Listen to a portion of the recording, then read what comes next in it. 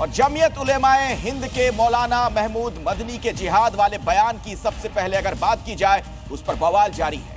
भोपाल में हिंदू संगठनों ने मदनी के खिलाफ प्रदर्शन किया। इस दौरान मदनी का पुतला भी फूंका गया, जलाया गया। हिंदू संगठनों का आरोप यह है कि मदनी ने देश को बांटने की साजिश रची है। उनके खिलाफ देशद्रोह का केस दर्ज होना चाहिए।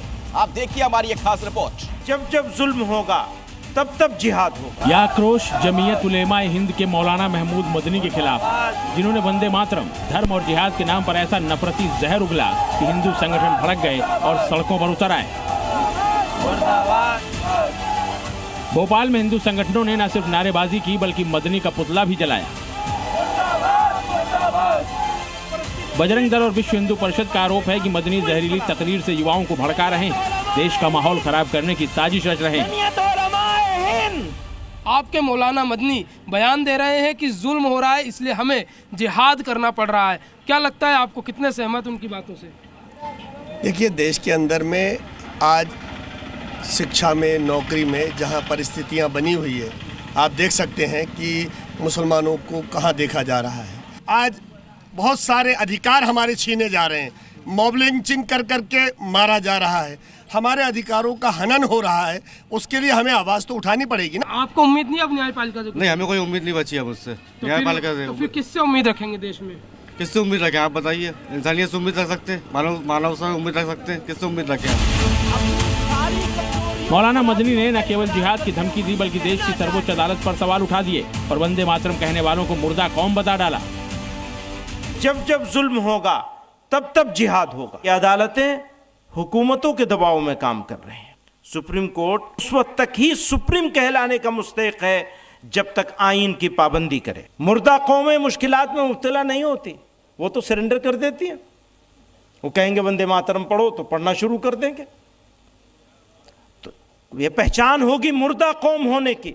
और अगर जिंदा कौम है तो फिर हौसला बुलंद करना पड़ेगा, हालात का मुकाबला करना पड़ेगा। भागने की तैयारी कुछ नहीं है, जाना कहीं नहीं है। ना जाएंगे, ना आप लोगों में से किसी को जाने देंगे। गोली खाएंगे तो सीने पे खाएंगे, पीठ पे नहीं खाएंगे। मौलाना महमूद मदनी खुद को जिस कौम का सर्वे सर्वा और प्रतिनिधि मानते हैं, उसी कौम के लोग मदनी की जहरीली और कट्टर सोच पर सवाल खड़े कर रहे हैं। यानी मदनी के बयान पर मुस्लिम पक्ष भी भड़का नजर आया। अरे नहीं, बिल्कुल नहीं हो रहा। हम इस बयान का विरोध करते हैं। नहीं, जो मदनी जी का जो बयान है वो केवल अपनी रोटी सेकने का काम कर रहे हैं। मुसलमान इस गवर्नमेंट के अंदर, भारतीय जनता पार्टी की गवर्नमेंट में, वो अपने आप को इतना सुरक्षित महसूस कर रहा है। सुरक्षित है सारी चीजों से। किस तरह से देखते हैं, सरकार आपके हित में कार्य कर रही है कि नहीं कर रही है?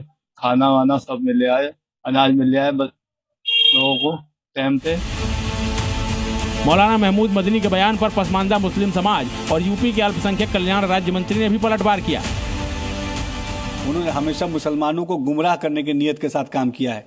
ऐसे बयान साफ और स्पष्ट जाहिर करते हैं कि मुसलमानों के विकास से इन लोगों को कतई मतलब नहीं है। इन्हें केवल और केवल अपनी निजी राजनीतिक रोटियां सेकने से मतलब है। कि ऐसे इन लोगों के जो ये सौदागर थे हमारे वोटों के, अब इनकी नींदें उड़ी हुई हैं, तो इनके चक्कर में हमें पड़ने की जरूरत नहीं है। हम लोग खुद अपना फैसला लेंगे, हम खुद नेता बनेंगे, हम इन लोग के पीछे नहीं चलेंगे। जहाँ हमें हिस्सेदारी मिलेगी, यहाँ हमें योजनाओं का फायदा मिलेगा, जहाँ सरकार में हमें हिस्सेदारी मिलेगी। प्रजातंत्र की किसी भी स्तंभ को, खास करके हमारे न्यायालय पर, किसी व्यक्ति को ऐसी ओछी टिप्पणी कभी नहीं करनी चाहिए। हमारा प्रजातंत्र मजबूत है। ये पहली बार नहीं है जब मदनी ने नफरत का जहर उगला हो, लेकिन इस बार जिस तरह से उन्होंने देश की सर्वोच्च अदालत जिहाद की धमकी देकर वंदे मातरम पर विवादित और भड़काऊ बयान दिया है, उसे लेकर न सिर्फ हिंदू पक्ष में नाराजगी है बल्कि मुस्लिम संगठन भी उनके इस बयान से दूरी बनाते नजर आ रहे हैं। जी मीडिया के लिए भोपाल से दीपक द्विवेदी के साथ bureau report.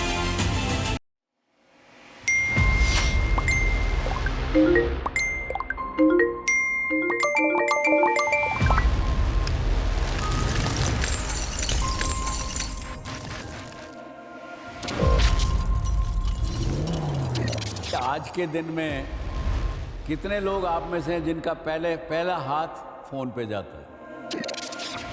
Everybody wants to demand your attention. This is the key word जो कंज्यूम करते हो आप इस डिजिटल टेक्नोलॉजी, कंज्यूम करने की जगह उसको इस्तेमाल करो क्रिएट करने की।